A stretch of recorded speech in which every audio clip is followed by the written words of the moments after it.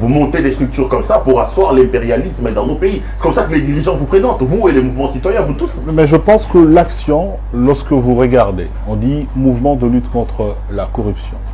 Tout État sérieux, normalement, qui se veut être sérieux, se doit d'appuyer de telles initiatives. Parce que je pense qu'aujourd'hui, nous, en tant que jeunes, si nous acceptons de nous engager dans ces combats qu'est la corruption, parce que nous sommes les premiers à souffrir de conséquences de la corruption. La situation de la lutte contre la corruption s'est aggravée. À l'époque de Kabila, c'était mieux que depuis que Félix est au pouvoir. Là, j'ai évoqué le rapport Transparency International. Si on doit se figer sur ce rapport-là, c'est vrai. La situation s'est détériorée. Est-ce que quand vous regardez Félix Antoine Tshisekedi, vous avez le sentiment que finalement, il passe des promesses, il passe de son statut de laudateur des luttes contre la corruption en acteur? Ce sont des points positifs qu'il faudrait mettre, en tout cas dans le bilan du président de la République, que nous allons encore inviter, ou bien même toute la classe politique, à ne pas interférer dans ce qui est en train d'être fait dans la justice. Mais aujourd'hui, il ne faudrait pas oublier que ce ne sont pas les seuls faits des corruptions qui sont connus dans ce pays.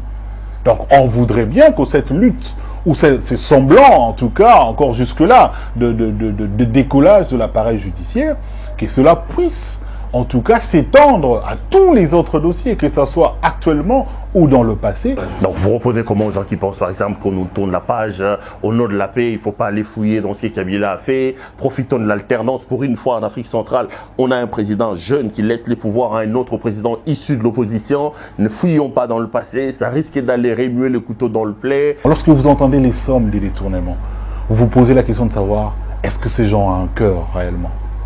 Lorsque vous voyez des gens aujourd'hui, nous sommes en pleine pandémie de coronavirus, de gens qui ne savent pas s'acheter de masques parce qu'ils n'ont pas d'argent, à un moment vous vous posez quand même des questions de savoir qu'est-ce qui se passe.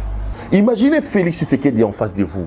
Vous avez la passion, la soif de voir ce pays changer. Vous avez besoin des réformes, que les caisses de l'État soient renflouées.